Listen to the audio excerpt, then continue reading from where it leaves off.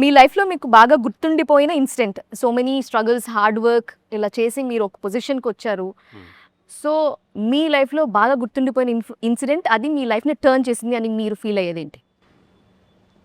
SR Kalyan Mandapam release రోజు I felt nice, మంచి high వచ్చి that's a great moment, achievement కదా. బాగా అనిపించింది.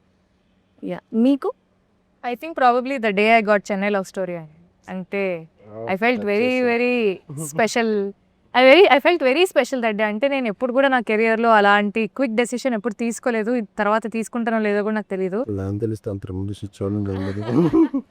So that day is very special. Okay, మీకు? ఈ రోజుల్లో రిలీజ్ రోజు అండి. ఓకే, అప్పటి వరకు పిఆర్గా ఉండి అప్పుడు సినిమా చేస్తాం నేను, శ్రేయాసీను, డైరెక్టర్ మారుతి గారితో. సో గోకుల్ థియేటర్లో ఒక 20 టికెట్స్ పెట్టమని చెప్పి వెళ్ళాము రిప్రజెంటేటివ్కి. చెప్తే వాడు ఫోన్ చేస్తున్నాడు, ఏంటి ఆయన సార్ వస్తున్నారా రావట్లేదా, టికెట్లు అయిపోతున్నాయి అన్నాడు. మన సినిమా మానుష్ వాడు వచ్చేస్తాడంటే వెళ్తుంటే అక్కడ బ్లాక్లో టికెట్ అమ్ముతున్నారు అప్పుడే.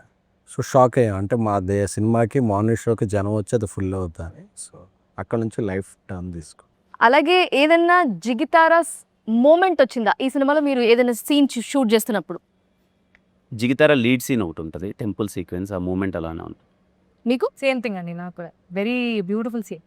ఓకే, నేను కూడా చూసినప్పుడు జిగితారా మూమెంట్ ఫీల్ అయితే ఎగ్జాక్ట్లీ, వెరీ వెల్ షాట్.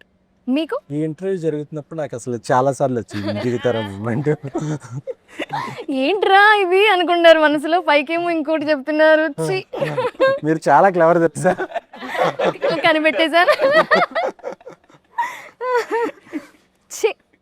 సరేలే, ఎలా అయినా సరే వెళ్తుంది కదా, వ్యూస్ వెళ్తాయి కదా, అలా అని సంతృప్తి పెడతారు.